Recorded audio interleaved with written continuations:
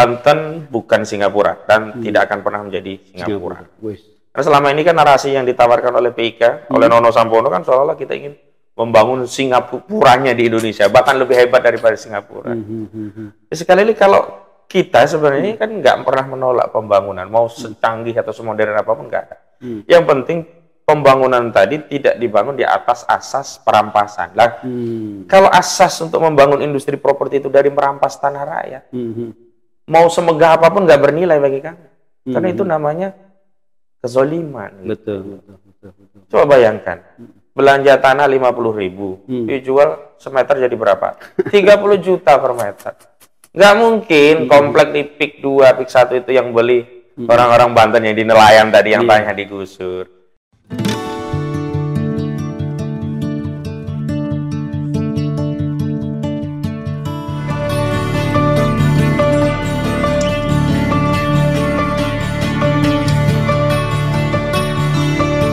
Bismillahirrahmanirrahim. Assalamualaikum warahmatullahi wabarakatuh. Waalaikumsalam warahmatullahi wabarakatuh. Pemirsa Masumi TV dan Ahmad Yani Channel dimanapun berada dari Sabang sampai Merauke dan juga para diaspora, saudara-saudara kita di seluruh dunia. Kita jumpa lagi yang hari ini ketemu khusus dengan pengacara kondang Ahmad Ozinuddin yang beberapa hari lalu dipersekusi oleh beberapa preman-preman di daerah Tangerang sana. Dan kita ketahui bahwa gugatan-gugatan terkait dengan PIK dan juga pagar laut itu sudah dilakukan oleh Mas Ozinuddin, ya. Saya manggilnya Mas Ozinuddin, yang lain manggilnya ada juga Ustadz Ozinuddin. Tapi itulah, Ustadz Ozinuddin ini sangat terkenal saat ini dan kita mau langsung mendengar secara belak-belakan apa yang terjadi sesungguhnya. Mungkin kita sapa dulu. Assalamualaikum Ustadz. Waalaikumsalam warahmatullahi wabarakatuh. Saya manggil Ustadz bisa, manggil Mas bisa. Jadi mungkin pertama dijelaskan dulu, mungkin apa nih gugatan yang sekarang sedang dijalankan oleh Mas Ozinuddin terkait dengan PIK atau juga pagar laut. Ya, sebenarnya sebelum ribut-ribut soal pagar laut itu kami sudah mengajukan gugatan perbuatan melawan hukum. Perbuatan melawan hukum. Ya, di Pengadilan Negeri Jakarta Pusat dengan nomor perkara 754 PDTG/2024 PN/JKT PST. Gugatan itu kami daftarkan tanggal 30 November 2024 yang lalu. Jadi sudah Desember Januari, udah 2 bulan yang lalu. Namun memang pada kira-kira Desember akhir atau Januari masalah pagar laut ini mencuat ke permukaan. Dan kami sudah memasukkan materi muatan terkait pagar laut itu di poin kelima dari total 8 poin perbuatan melawan hukum. Dari gugatan yang November itu? Iya. Jadi sudah lama dan pagar laut ini kan sudah 7-8 bulan yang lalu. Betul. Baru heboh diangkat media dan terpaksa semua memperdebatkannya dan pemerintah mengambil kebijakan kan karena tidak terbendung lagi. Betul. Kalau dulu masyarakat tahu, mengeluh tapi tidak ditindaklanjuti dan ya mau ngapain lagi begitu. Tapi ketika meminjam istilah yang kondang hari ini kan no viral, no justice gitu. Betul, begitu viral, turunlah alat kelengkapan negara mengambil tindakan. Makanya dalam beberapa kesempatan saya sampaikan bahwa pagar laut ini diusut bukan karena adanya atensi negara dalam menjalankan fungsinya untuk memberi perlindungan kepada rakyat termasuk penegakan hukum, tapi karena tuntutan rakyat yang viral gitu.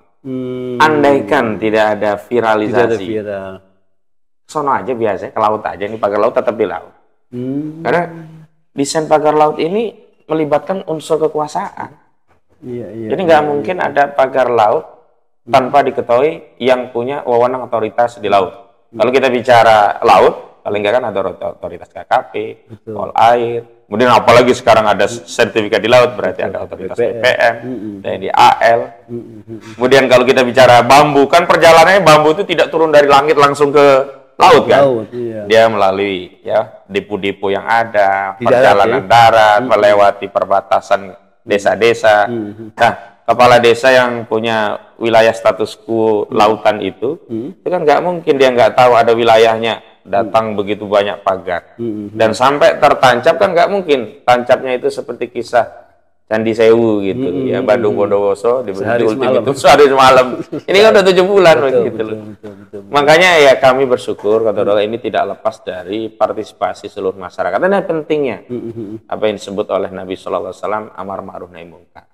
Kan pesan Nabi di dalam hadisnya itu kan menegaskan man ra'a minkum munkaron falyughayyirhu biyadihi fa illam yastati fa bilisanihi fa illam yastati fa biqalbihi fadzalika adhaful iman. Nah, bersuara ini jangan dianggap sepele. Hanya share, komen, kemudian re-upload, upload itu jangan dianggap sepele. Karena Masya Allah hari ini kita tidak bisa menyalurkan sarana aspirasi kita melalui wakil kita, misalnya lewat DPR. Betul. Justru DPR terkooptasi. Contoh dalam kasus pagar laut kan, akhirnya kita ketahui RT RW-nya sudah disesuaikan dengan keinginan Agung Sedayu untuk bisa mengkooptasi laut tadi. Betul. Dan kemudian dalihnya dulu ini tanah ya daratan terkena abrasi dan seterusnya. Kalau misalnya, secara spesifik yang digugat itu siapa saja dalam perbuatan melawan hukumnya ini? Siapa? Iya, ada 8 pihak yang kami gugat dan 1 pihak kami jadikan turut tergugat. Tergugat pertama Aguan atau Sugianto Kusuma. Tergugat 2 itu Antoni Salim. Tergugat 3 itu PT Pantai Indah Kapuk atau PANI. Tergugat 4 itu PT Kukuh Mandiri Lestari. Tergugat 5 Saudara Joko Widodo. Tergugat 6 Saudara Erlangga Hartarto. Tergugat 7 Saudara Surtawijaya. Siapa itu? Surtawijaya Ketua Abdesi, Asosiasi Pemerintahan Desa Seluruh Indonesia. Dan tergugat 8 Saudara Mas Kota Abdesi juga, tapi dia kabupaten di Tangerang. Lalu kami tarik Kementerian Keuangan Republik Indonesia sebagai turut tergugat. Turut tergugat. Iya. Kepentingannya apa kami tarik? Karena kami di situ selain meminta majelis hakim menyatakan para tergugat itu telah melakukan perbuatan melawan hukum, juga menghukum untuk membayar ganti rugi karena kerugian itu dialami masyarakat banyak. Jadi tidak boleh kita kasih ya uang ganti rugi kepada individu, tapi harus seluruh masyarakat menerima. Dan cara untuk mengalokasikan itu kan negara. Makanya ganti ruginya kita bayarkan kepada negara. Total nilai yang kami tuntut itu adalah 616,2 triliun rupiah. Ya, yang dibayarkan kepada negara melalui turut tergugat dalam hal ini Kementerian Keuangan. Jadi nggak ada motif pribadi dari penggugat. Tapi kalau objek ugatannya itu apakah PIK aja, PIK aja, atau pagar laut juga gimana? Jadi ada 8 poin yang berkaitan dengan perbuatan melawan hukum yang dilakukan oleh para tergugat ini ya, bareng-bareng ya. Bukan hanya PIK, jadi bukan hanya Aguan, Antoni Salim, ya termasuk Erlangga dan Jokowi yang dulu memberikan status PSN kan di Maret 2024 ya kan. Kemudian Mas Kota dan Surtawijaya yang ikut memasarkan narasi PSN di seluruh wilayah. Padahal kan PSN-nya itu kan hanya di 1.755 hektar. Tidak di seluruh wilayah. Di bagian PIK 3 kalau saya. Enggak ada istilah PIK 3, itu namanya Kosland gitu loh istilahnya. Ya, jadi pariwisata. Tapi narasi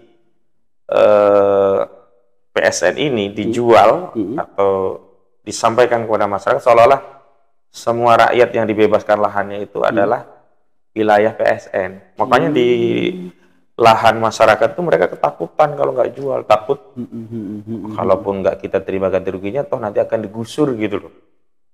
Makanya ada yang tanah cuma dikasih 50.000 perak per meter, dan tanah itu ada ya yang di Kecamatan Kronjo itu, desanya desa Kronjo juga waktu itu ya, sudah hampir panen sawah itu. Digusur? Enggak ditanya apakah mau dijual atau nunggu panennya dulu gitu. Langsung diuruk. Dan nggak tahu siapa yang nguruk gitu. Baru diurus ke desa, baru ketahuan. Agung Sedayu, PIK, Pantai Indah Kapuk 2. Artinya kepala desa berperan besar di situ. Wah, ya besar sekali. Justru kepala desa yang terhubung dengan Abdes ini, mereka menjadi semacam kepanjangan tangan dari proyek Pantai Indah Kapuk 2 ini. Gitu. Jadi fungsi kepala desa yang harusnya melindungi dan mengayomi rakyatnya dari penggusuran, justru mereka berperan aktif ikut ya terlibat dalam rangka agar rakyatnya melepas haknya atas tanahnya. Karena begitu digusur nggak tahu dari mana kan nanya ke desa, baru desa menjadi seolah penghubung ya antara perusahaan dengan si korban tadi. Dan setelah disetujui 50.000 dan sampai sekarang masih dibayar separuh juga. Ya ampun.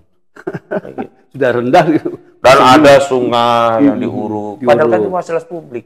Jadi strateginya itu sudah kayak PKI aja. Jadi motifnya dugaan kami itu sungai diuruk agar semua fasilitas yang memanfaatkan sungai, baik itu pertanian sawah, termasuk tambak yang butuh dengan air sungai itu jadi mati. Dan mau nggak mau mereka harus jual gitu. Ada satu yang bertahan namanya Haji Jabir gitu, ditawar 50.000 perak. Dia bingung, apa 50.000? Tambak dia itu sekali ngangkat berapa ton lah kalau dihitung natural uang, bandeng dan udang itu dapat sekali ngangkat itu 70 juta. Dalam 1 tahun paling tidak 3 kali panen. Berarti berapa? 210 juta. Kok per meternya mau dibeli 50.000 perak? 50.000 orang kita beli es krim dapat. Dua es krim ibaratnya udah dapat tanah 1 meter kalau sekarang ini. Jadi zalim sekali. Kalau misalnya gugatannya Mas Fauzin ini ada kaitannya nggak dengan Khalid? Maksudnya saling Pak Khalid ini kan sangat berperan. Kami sebelumnya tidak berinteraksi langsung ya dengan Pak Khalid dan banyak ya aktivis di Banten. Pertautan kami itu awalnya ketika Bang Said Didu dipanggil polisi Kabupaten Tangerang, Polres Tangerang yang kedua. Nah, disitulah kami bertemu karena kita ingin mengawal Bang Said Didu, terjadilah interaksi. Nah, setelah itu kan kami juga mengambil upaya hukum tadi gugatan. Nah, dari situ kita berinteraksi. Kami datang ke Sultan Banten, ketemu Kiai Haji Tubagus Fadul Azim di Kesultanan Banten, ya saling berinteraksi. Dan karena kita punya persepsi dan visi yang sama bahwa Banten tidak boleh dizolimi, bahkan ada gium yang terkenal saat itu di Kesultanan Banten. Banten bukan Singapura dan tidak akan pernah menjadi Singapura. Karena selama ini kan narasi yang ditawarkan oleh PIK, oleh Nono Sampono kan seolah-olah kita ingin membangun Singapuranya di Indonesia, bahkan lebih hebat daripada Singapura. Sekali lagi kalau kita sebenarnya kan nggak pernah menolak pembangunan, mau secanggih atau semodern apapun nggak ada. Yang penting pembangunan tadi tidak dibangun di atas asas perampasan. Lah, kalau asas untuk membangun industri properti itu dari merampas tanah rakyat, mau semegah apapun nggak bernilai bagi kami. Karena itu namanya kezoliman. Betul. Coba bayangkan, belanja tanah 50.000, dijual semeter jadi berapa? 30 juta per meter. Nggak mungkin komplek di PIK 2, PIK 1 itu yang beli orang-orang Banten yang di nelayan tadi yang tanahnya digusur.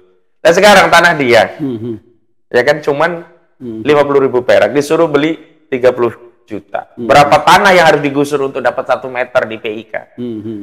Sebenarnya kalau cara membangunnya itu fair, itu sebenarnya masyarakat juga tidak menentang, bahkan dalam tanda petik ya dapat berkah. Contohnya begini, 70-an berapa itu kan ada pembebasan lahan di Bandara Soekarno-Hatta.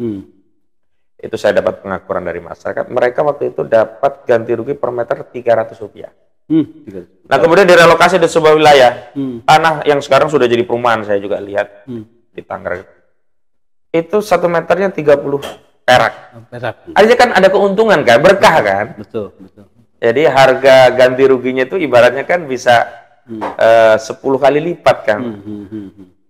Lah ini sekarang jadi 50.000, sementara ada proyek di Teluk Naga, saya lupa di Kecamatan Teluk Naga atau kecamatan yang lain, pokoknya di Tangerang, PLTU ya, tenaga uap dari batu bara. Itu tahun 2017 kalau nggak salah. Itu harga per meternya sudah 300.000 pembebasan lahannya. Nah sekarang hanya dibatasi pagar PLN sebelahnya oleh PIK, coba dibayar 150.000 perak, coba bayangkan. Itu penghinaan benar.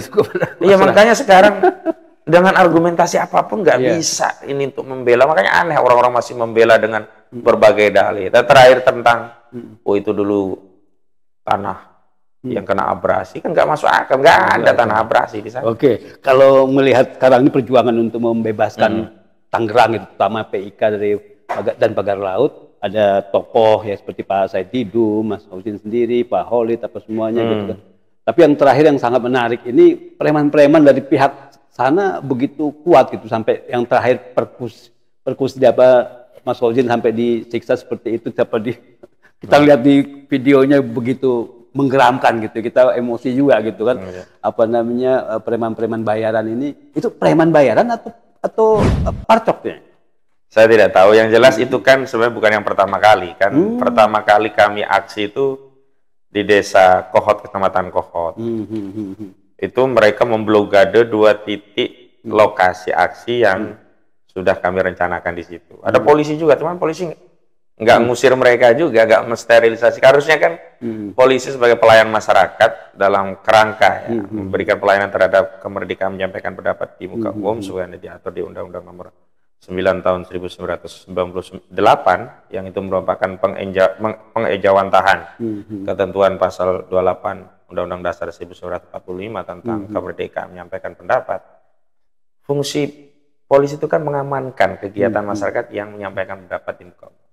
Kalau ada titik yang sudah ditetapkan, ada yang mau okupasi, polisi harusnya mensterilisasi. Harusnya. Ya ini pergi. Enggak, 2 titik itu.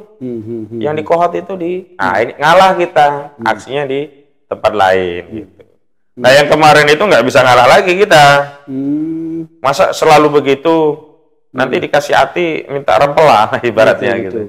Rencananya kan mengambil mobil katanya, tapi langsung dicegah. Dia memang begini, waktu itu kan saya datang duluan. Saya itu terbiasa on time dalam berbagai kegiatan. Seperti hari ini, saya diminta janji 1:30, ya saya 1:30 di sini. Telat dikit itu karena kenal. Nah waktu itu memang agenda jam 9. Ya saya memang izin sama Bang Marwan yang memang diminta kita di titik tertentu. Karena saya sudah tahu lokasi kan beberapa kali saya ke situ.